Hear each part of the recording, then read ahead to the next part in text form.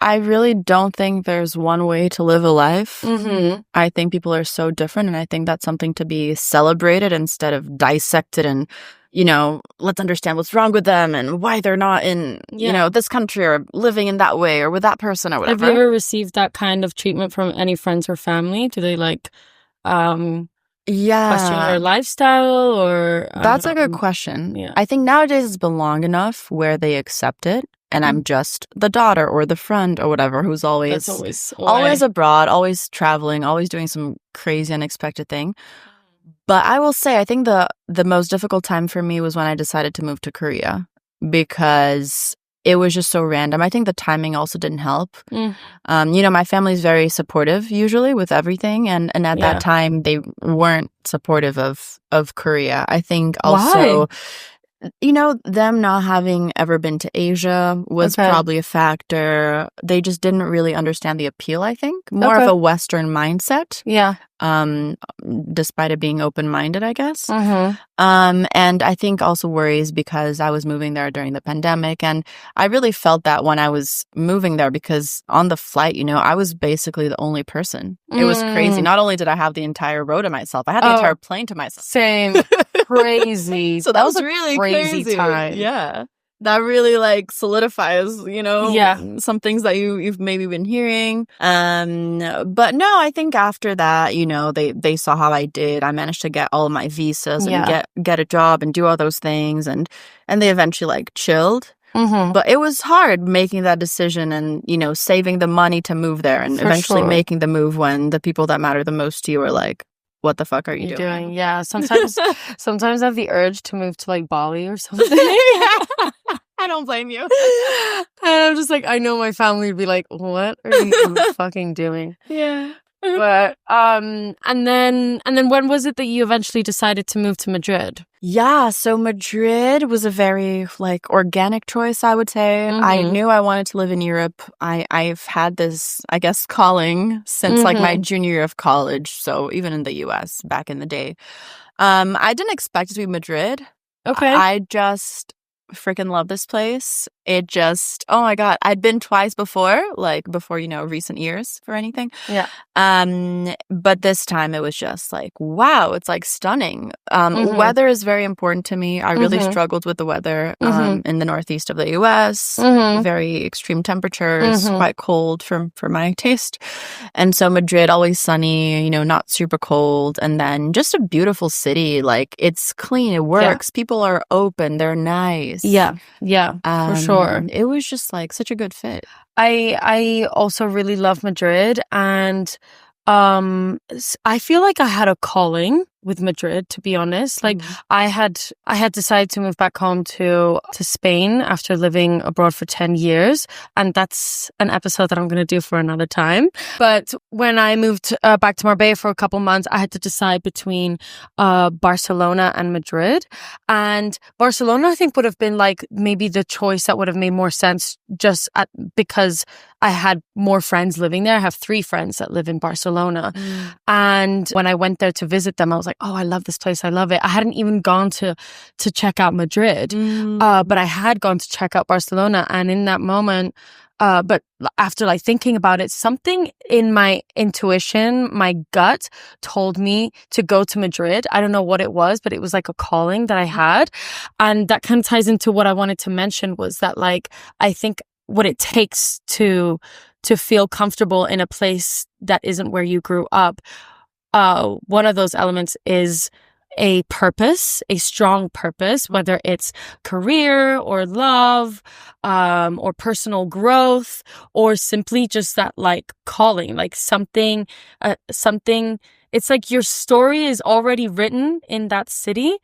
And that's why you have that calling. And I truly believe that my story has been written in Madrid, and I'm it's currently being written, but it's already there. And that's why I have that calling.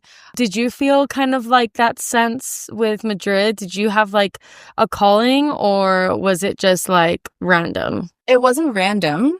because I was dating somebody at the time and they kind of introduced me to Madrid and Spain in general. So I think there was at the time kind of an emotional connection that, got me here in the first place. I don't think that's what got me to stay because this person doesn't even live here anymore or anything. But I think I saw it through the eyes of a Spanish person. And I think that's, a bit of a different introduction at a time in your life when you're considering living somewhere, it's quite personal and so forth. So I think, I just saw it in such a good light at the time. And I wouldn't say it was a calling. I would say it was a decision, but it wasn't, at the time I thought I would have to write this pros and cons list because at the time I was between here and Paris and, earlier than that, also between like Italy. Yeah. But I never really had to sit and think, is it France? Is it Italy? Is it Spain? I did spend a whole month in Paris last year because I wanted to be like, gather all the data, so to say, to make an informed decision. But even when I was in Paris, I already knew I was coming back to Madrid. Yeah. It was a feeling. It was a feeling. It was definitely a feeling, very strong feeling, a feeling of happiness, a feeling of fulfillment. For sure. Contentment. And Are you set on Madrid, or do you think you'll pack up your bags and start again somewhere else? That's the $1 million question. It's one of those questions that kind of scares me, to be honest, to ask myself, because that's been the pattern so far. Yeah. Of staying somewhere for a while and then for whatever reason, okay, time to go next. And I would love to stay somewhere for a long period of time. And like kind of, just do what people do, Yeah. Get settled a little bit. Settled, meet someone, buy a house, get a dog. Yeah. I would love that. But then I also feel sometimes this restlessness of like Ruffleness. Yeah, this restlessness of, and I don't really know what that is. And that's something that I definitely want to like explore somehow. I don't know if it's boredom. I don't know if it's a fear of boredom, kind of like an anticipation. Yeah. And that kind of messes with my head a little bit. Yeah, no, I agree. I definitely, I'm not to get into like, zodiac signs. I'm not that girl, but I do really feel like I am a Sagittarius just because I struggle with like commitment, and I get bored with things, and I love starting over, and I feel like I do have an adventurous spirit, and as do you. But when I moved to Madrid, I was like, this is going to be the place where I settle. And I think I'm starting to feel like I would love to like own an apartment here. That would be like an amazing dream for me, is to own an apartment here, but not be tied to Madrid, like be able to like travel and maybe spend 6 months somewhere and experience the world a bit more, because I just feel like I'm the same thing. It's like, it would be nice to kind of get established and settled, but then I think that's like the little jumping travel bean inside of us is like wants to do more. There's a longing or FOMO or something. Like, okay, I only have this one life. At least that's what I believe. And I don't know. I mean, Madrid is amazing. Like, best European capital city in my opinion. And then there's the rest of the world. Like place I've never been to, like Australia. For sure. That could be fun. So I've been talking with. I've thought about Australia too. I know. I honestly, it crosses my mind sometimes because I've heard that they have like a work visa. No, like some kind of a holiday visa. Work holiday visa or something. And I was just like, that could be an adventure. And you know what? I feel like when you pack up and you move to a new place, it's almost like you have lived multiple lives. I feel like the life I was living in New York was like a life of another Michelle, and then the life in London was another Michelle, life in Liverpool was another Michelle. I feel like a cat that I've lived like several lives, and it's kind of cool because you're like reborn into a new life, because our actual life is so short that living these multiple little lives inside of it is like, it's as if you are living. Yeah, you kind of extend it in some way, right? Yeah. I don't know. You extend it a little bit. It feels more distinct. Yeah, or like you're living a different like you're experiencing Michelle from another universe or something, or Isa from another universe. I don't know. Because I just feel like there's so much life to live. There's so many experiences to live through. And I don't know. I just don't really, I can't really relate to people who can only live in one place their entire life. Yeah. You know, if that's your choice, that's totally fine.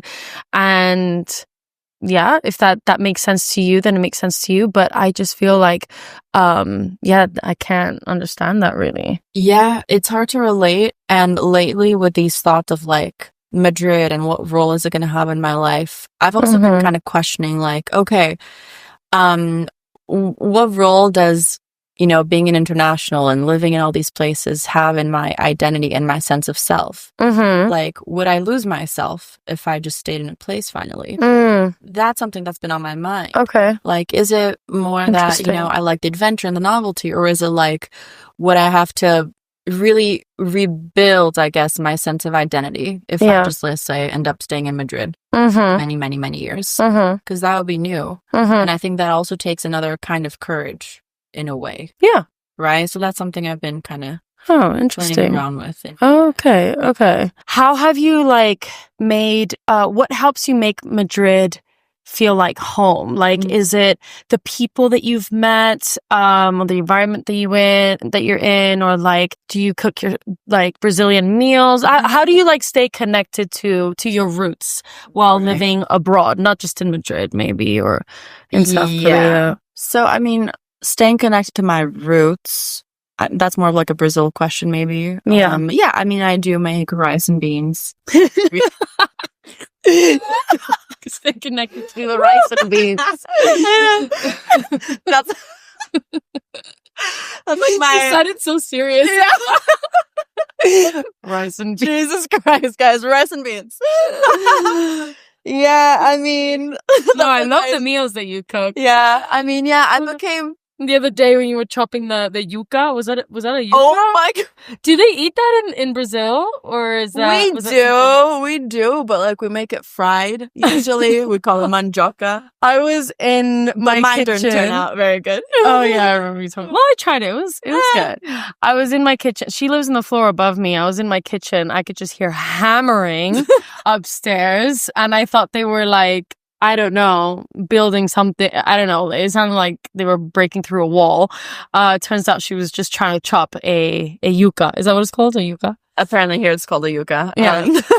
Oh, wait, what do you call it? We call it mandioca. Mandioca. Okay. So I honestly like some things that give me a sense of like feeling grounded, I guess. Yeah. I don't know if it relates to my roots necessarily, but food prepping is something that I like to do and I try to do every week. Having like a routine, I guess? Having a routine. Yeah. Going back to the zodiac signs, I am a Capricorn, you know, my sun's sign. And so I am by nature, whether it's the zodiac or not, I'm very grounded. I'm disciplined. I like to have a routine. That's important to me. It makes me feel in peace. And that's one of the key words about feeling at home is like, for me at least, feeling serene, not feeling like this. You know, not even happy or sad, just contentment. Yeah. Chill, like knowing how things are going. And that's something that Madrid has made me feel is just chill and relaxed. In a lot of these other places, sometimes I'd be so happy and so excited, but then I would have such low lows where I felt like I was in a constant identity crisis a little bit. And here, I just really haven't experienced that. Okay. I just feel a sense of fulfillment. Yeah. I don't necessarily, know where things are going in my life. And I think you as well. We're both in like a transition period of sorts, professionally and where we live and all of that. But I just somehow feel good here. And I think that's the biggest. Honestly, I'll take it. Yeah, no, I totally agree with that as well. And I feel that too. Do you also feel like obviously this co-living has helped, I think, a lot. Do you feel like surrounding yourself with people that are like you, that are also international, has helped you feel a bit more, has helped you give you a sense of belonging? 100%. Yeah, no? Easily. Because I was living here for a few months before, moving into this co-living. Yeah. And it was fine, but I would definitely wasn't as happy, and I'm a pretty sociable person by nature and so forth. And so being here, like, there's always something to do, people to talk to. People have such similar values, I would say, if not backgrounds, obviously. And so, like, I was talking to someone who's Spanish the other day, and then I was like, oh yeah, I'm living in this co-living, I'm loving it. And then I was like joking, but you know, everyone's a Gidi, everyone's is a foreigner. And then he was like, ha, well, you're also Gidi. And to me that was kind of like, I mean, true. It would be harder, I guess, to adapt, I guess, if I was living in a place with just Spanish people. Yeah, for sure. So that's what I've kind of like talked about in previous episodes and stuff. It's like what has made us feel at home is that emotional feeling that we get from being around people that are like us, that give us that sense of belonging. And would you say, do you feel that you're a person that belongs nowhere and everywhere? Yeah, 100%. Yeah, no? I do feel that way. Yeah. Which, is a blessing and a curse. Yeah. There's definitely things that you miss out on and that you can do. You can't maybe have the standard, expected, socially constructed trajectory. Maybe all the milestones at certain ages. But honestly, the older I get, the less I believe in that anyway. But it's just a sense of like self-reliance and knowing that I'll be okay no matter where and no matter what happens and where maybe I have to go. Because sometimes life happens, you know, and I might have to move back to Brazil for a family member. Who knows? And it might not be like my plans, but it'll be fine. I'm very adaptable, and that's something that I think it's made us like very resilient, because we know, like you said, you'll be okay. Doesn't matter where you are, you'll be okay. And even if you're in a place that you don't connect with and you don't feel is the right place for you, it's okay, because you just get up and you move and you go wherever. Exactly. But do you ever think about, like, I know we kind of just already talked about that a little bit, but do you ever think about, like, do you worry about, I don't know, the next 5 or 10 years? Like, do you think about, like, I know you said like social construct or whatever, like getting married and having kids. Do you ever think about the moment that you'll settle down and I don't know. I do. I think maybe you'll be one of those families that gets up and moves around all the time. Really cool. And then your kids become like third culture kids. Yeah, I don't see, I guess, myself having like a, standard one culture family, always in the same country, one language. Could happen, who knows? But that's not really how I envision it right now. As a woman though, I think those questions are asked more often. Yeah, true. And we do get more pressure than men in that regard of like, when are you settling down? When are you, whenever. We're still in our late 20s, so it's not like we're 35 and then that pressure is really on. I'm not saying it should be that way. I'm just saying it is that way. Yeah.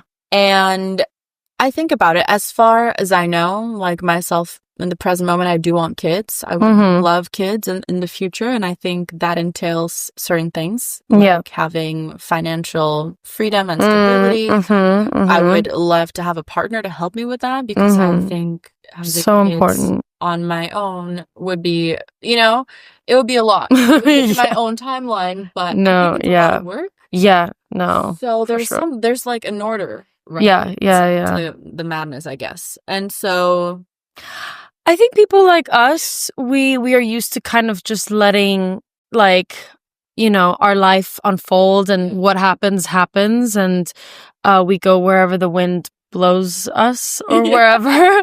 So I don't think we have to think about it too much, perhaps, and like whatever happens. That's what's so exciting about life.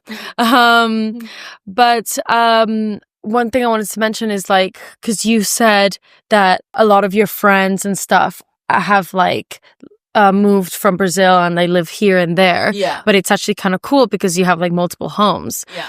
And I was just kind of gonna comment on that is like a really cool perk, because like, for example, your friend Sally was here visiting you from Paris, and then you can go see her in Paris, and your other friend was here as well. I can't remember where she came from. Yeah, she came from Switzerland. Right, from Switzerland, and you could go visit her. So I feel like it's really cool to have like friends who live here and there, because we have multiple homes because of that, and we get to visit and experience different places. Because of that. The flip side to that, I would say, is just like you have to be extra intentional about communication, making yourself present in each other's lives. Despite maybe not seeing a friend for multiple years. I mean, that's happened. Some of the friends I saw in the US just now, I hadn't seen in 2+ years. And so just navigating that, which is very different from, we're in the same city, same neighborhood. It's something that gets easier with time, I think. Just get used to it. Yeah, exactly. I guess things that help us feel comfortable far away from home could be the people that we surround ourselves with, maybe also like having a strong purpose or connection to that place, maybe also like our mindset. What else would you say? I would say knowing, as you said, like the purpose, like why you're there, and it might be a phase of life, it might be a period, right? You might be there. Sometimes you might not even know the purpose, but you just feel like you should be there at that time, which I guess is a little bit my case. Yeah, same. And maybe your case as well. Like we're not here for a job or a person or whatever, but we just feel like this is where we belong now. And I say now because in the past, when I was younger, I think I had more of like this all or nothing mentality. I was like, this is my home now. That's where I'll be. And I had more of this construct of like, then I have to meet someone and get a house and get a dog. And now I'm like, I don't really know. I just realized that I have very little control over things the older I get. And so I'm like, I just feel like Madrid is home for now. Maybe for a long time, maybe for a short time. We'll see. But just having peace and kind of surrendering to the uncertainty, really. Of it all. And seeing it as a positive rather than a negative. Yeah, for sure. Well, I hope you stay. I hope we both stay. And if we don't, like, it's okay because we'll always see each other somehow, visit each other somehow. Maybe I'll go to Brazil. That would be cool. That would be amazing. That would be a dream. I saw this like thing on Instagram. It was like this, it looked almost like a desert sort of thing. It was like sand and with these like rain pools or something. Yeah, I've been there. You have? My God, it looks insane. The water is like super clear because the sand is like white. So there's like these pools, like natural pools. Oh my God, it looks insane. I think it was the one time in my life where I literally had these like goosebumps all over my body. I was literally at a loss for words because you have to like climb these stairs, and then when you finally get to the top, you look down and you see that oasis basically. It's just, I mean, I'm sure there are other ways to get there, but I know there's stairs. It was like that. And it was one of the best trips of my life. Oh my gosh. Yeah. It was amazing. It was also solo trip after I'd been with some friends from France in the Amazon in Brazil, and then I kind of continued solo. And you went to the Amazon? We went to the Amazon together. Like the Amazon rainforest? Yeah. Like walked through it and stuff? Yeah, like we were on a boat for 3 days, sleeping in these hammocks. And what? Oh my gosh. It's a really cool experience. Oh my gosh. That's amazing. Like, do you see like a lot of animals? A lot of big animals. Insects? A lot of insects on the boat as well. Sometimes you'd be trying to sleep, but then some of the like white lights were on, so they attracted all the bugs as you're getting closer to land. Yeah. So yeah. Was it dangerous in any way? Did you feel scared at all? No, or? I don't think it was dangerous. As long as you were with like a group or something. Yeah, as long as you're with a group. And I think it also depends on how used you are to, I mean, this one wasn't solo traveling, but just traveling in general, I guess. Yeah.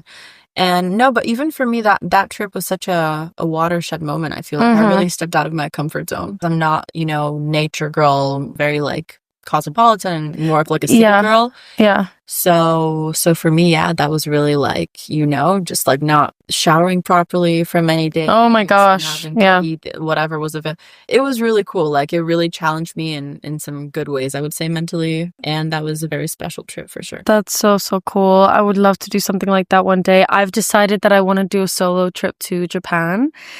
Yeah, because I never really thought about solo traveling because I was like, I'd rather go with friends. Yeah. But this year has just been very transformative for me personally, and I just feel like I could really benefit from solo travel. And Japan was actually somewhere I wanted to go with my ex. But And then I thought, oh, maybe I'll just go with a friend. And then I thought, you know what? No, it would actually be a great place to do a solo travel. So, yep, that's on the bucket list. And I'm very, very excited for that. Yeah. The last thing I'll say is like, I think there are people who struggle being far away from home. And then there are others who thrive in it. I think I would consider us like people who thrive in it, but that's maybe because we've been exposed to many cultures from a young age. So slowly over time, we've become more and more adaptable. Is that the word? Yeah. But it's definitely something that's like totally doable for somebody who has never left home before. So I don't know, do you have like any advice for anybody who might be considering leaving home and for the first time and finding a home somewhere else or living abroad somewhere else? Yeah, I think first step is like just talking to yourself and being like, how do I feel about this? Is this something I want? Once that's been determined, I think it's really considering how comfortable you feel with like the distance. For example, one of my best friends from childhood, she literally never left Sao Paulo, basically. Definitely never left Brazil until, I believe, end of last year. She went to Chile finally and saw snow, and it was like a big deal. And that was really cool to see her do that. But I knew that for her, it was important to not go to freaking like Japan or Australia during that first trip because it's her first trip. So I think that's completely fine. Like starting with some baby steps, if that's going to give you more confidence. Yeah. Especially if you're doing it solo for the first time, right? Yeah. That's another big factor. So yeah, do something that won't kind of like burn you out immediately. Yeah. Or just be too much on you emotionally or financially maybe, or whatever it is. And that's completely fine because maybe if you do it right this first time, it'll just give you more fuel. Do it again and again. And so I think just like being true to yourself, honestly, and whatever travel means to you, because it can mean vastly different things for people. Yeah. And, you know, I've been traveling with friends a lot recently, and I really do miss my alone time and just traveling alone. So I think I was thinking about that last night, actually, how I really want to go alone, travel somewhere, probably in Europe or Turkey. I don't know. Yeah. But and I feel like when you do move to a new city, whatever city that may be, if you have like a certain interest or you're curious about a city, I would say just jump in with both feet and do it. And I think one of like the most important things to do is to find your people. I think that's what makes a place feel more like home and makes you feel more comfortable being away from your home is finding your people, finding a community and you know, like through groups online on Facebook or joining, I don't know, like even like just going to the gym or ClassPass or whatever, you do meet a lot of people with that. And even if you don't meet your people through whatever you do, like at the beginning, it can be so isolating because sometimes you don't know the language or you just don't know really anything about how to navigate anything in a simple conversation with a random person, like a waiter or a random person at the gym. They might not be your friends, but they talk to you for like 10 minutes. That can be so nice and comforting in a new place. And so, you know, even considering those small interactions as like wins and that can really like help you stay positive and moving forward. And eventually you'll find your people one way or another. Yeah. But for sure, making sure you're not just like sitting at home alone, you know, debating. Yeah, exactly. I think that's why London for me was so tough, was because I was just sitting in my apartment all day. The weather didn't help. It's one of the reasons why I was in my apartment all day. But no, it's so important to like kind of get out there and socialize. Thank you so much for listening in, guys. For those who are living abroad right now, how do you feel a sense of home, feel a sense of belonging? I would love to hear your thoughts, your stories. Please comment.